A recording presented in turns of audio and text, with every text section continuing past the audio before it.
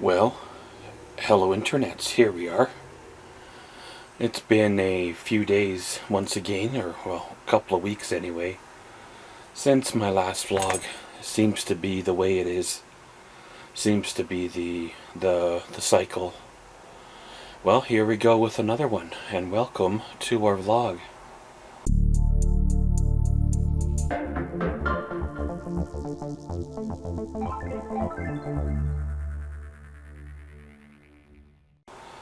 Well, our mild early spring that I was hoping was on its way kind of became dashed.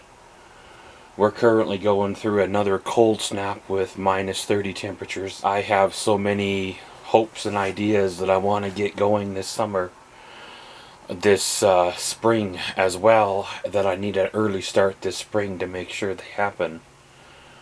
And this cold is really cold.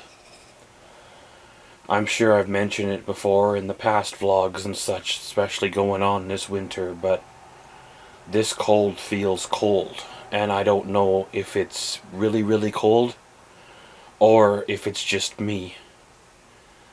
In the past, I had jobs where I worked in the cold, and whether it was outside for the better part of the shift or in and out of like a business to warm up and come back out in the cold again, and I thought I had a pretty good cold tolerance.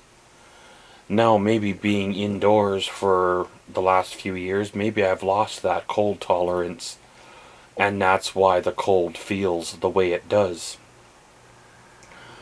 Or possibility maybe because of my issues, that I've become where the cold actually physically aggravates things, and actually it physically does hurt me, meaning that what I am feeling is not 100% in my head. I've thought about dressing warmer, like in layers and warmer. However, I don't deal well or don't do well with bulky clothes. However, I do notice a difference when I wear my warm jacket versus when I wear my normal winter jacket. Now, to most people, my normal winter jacket is like a late summer, early fall jacket. And most people, my winter jacket is like a late fall, early winter jacket. And then most people, when winter comes along, they're dressed up kind of like a Eskimo with the big puffy hoods and stuff like that, kind of. I don't know, I always thought they were overdoing it, because I never felt the need to dress like that. But the last few years, 2 or 3 years, the cold is very painful. I've been trying to go out and maintain my normal routine. Do banking, grocery shopping, pick up water. Been going to the big box hardware stores because they're a large enough store that I can go there, do a little bit of walking, get my list done, and come on home, and then crash for, well, 2 weeks to recover, kind of a deal. Go out later in the month and then pick up some stuff right before the end of the month, just to repeat the cycle all over again. Well, I ordered some hooks off of the great big Amazon rainforest, and they arrived in. They are a thicker kind of hook, thicker from what I could find locally and things like that. If this camera will focus, you see they're got the little ball on the end, and a little beefier material and heavier as well. When those hooks came in, I dug through my embellishments, kind of wood little knicky-knackies and stuff that people would use for Christmas ornaments or to put on top of like a woodworking box they just made. I am planning on using them mainly as stencils that I trace around, add a little bit of detail to them, little bit of color on top of my painting canvases. I know this summer's painting season wasn't very fruitful. Didn't really do any paintings. I got one that's completed. The other two I need to finish, but I don't know if that's going to happen this year because my creativeness is just evaporated once again. I'm having a hard time adjusting to this space and adjusting to the smaller work area, adjusting to the fact that I can't wake up at 2 in the morning, turn the stereo on, get some music going, make some coffee kind of a thing like I used to do. I used to get a little groove going, my brain would fire and light up, and I would get creative and start painting, and that creativeness comes in little spurts, but sometimes those little spurts come at the most inopportune time, like, again, 2 in the morning when the rest of the household is sleeping, and I really can't get up, turn lights on, turn stereo on, make coffee, make noise, go back and forth between the nearest water source to wash brushes, things like that, right? So I suppress that creativeness, and then it goes away, and sometimes it's days before it come back. So I need to figure out something there, whether it's a art studio at a separate location where I can go out at 12:30, 1 o'clock when I got that flash of creativeness, and do paintings, then come back here to sleep and turn this into a primarily sleeping room only, with no offices, no office, no art studio, no other things other than what you'd expect to find in a standard bedroom. I've been doing too many things out of this small space, and like bedroom, living room, office, art studio, kitchen, I forget, maybe one or two other things, as well as primarily living in this space. And when you do too many things out of one space, you can't do those many things very well because they're all confined, right?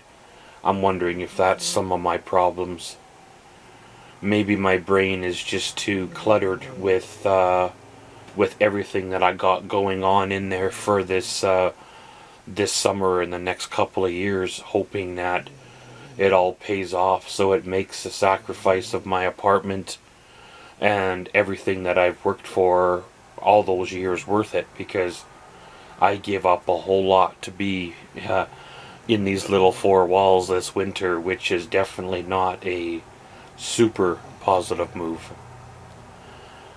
I know I try to buy local, but at the same time going out local looking for things that don't exist, for me, doesn't work out very well, because I have a limited amount of energy and stuff to give.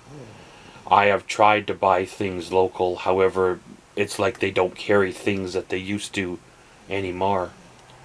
I don't have them on me, but I bought a new camera, portable camera tripod mount. Hypothetically speaking, let's just say there is a camera or a cell phone in here. In the bottom there's a little threaded area. Well, I bought a base for this to sit on a flat surface. The plan is to slowly transition away from using camcorders and point and shoot cameras like this, and start filming more of my videos on the iPhones that are coming out here, because they're far superior than any camera that I can afford to buy, and far more portability, far more usability, far more just convenient to have in your pocket. The only big struggle that I have with that is getting it from the phone onto the computer. I believe in a past vlog I mentioned about a memory stick. It's one of those fancy ones. It has a lightning at one end and a USB at another. You download a third-party app to make it work between the computer and the iPhone. The only thing is that I'm finding is it seems to make the footage a little zoomed in, where it wasn't zoomed in at time of filming, so I don't know if that's a glitch in the transferring process or an incompatibility issue between the editing software that I'm using and the iPhone video format. That being said, in order to get the videos to appear on the editing software, I need to run them through an iPhone video conversion software to get them to even be recognized. I know it's a very complicated thing.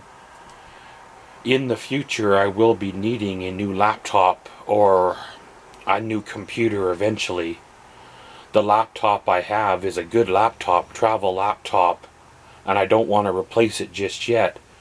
And my custom built desktop was new in 2017 and it's still working great. Could use a few power upgrades and make it a little bit faster per se, because a couple of those areas have fallen a little behind from 2017, but it is still well within meeting my needs. Would a Apple product mating with an Apple product work a lot better than an Apple product trying to talk with a computer, a PC, because I know they speak different languages? Would that solve my issues to have all three, Apple to Apple and Apple editing software to Apple to phone type of deal? Would that solve my issues to basically completely overhaul editing, computer, cameras, everything, rather than make things talk together that don't want to talk together? But it seems to be in every spring of the year I face challenges, whether it's getting moving again or getting refocused on the summer, getting through this winter slump of looks like spring, not spring, of the cold weather, not cold weather, and wanting to be out walking in the park at the same time can't because that wind is super sharp. Getting things prepared for the upcoming seasons, taking one day at a time, one step at a time, and it'll be what it is. And as always, thanks for watching Maxwell's Vlogs. Comment, subscribe, and enjoy.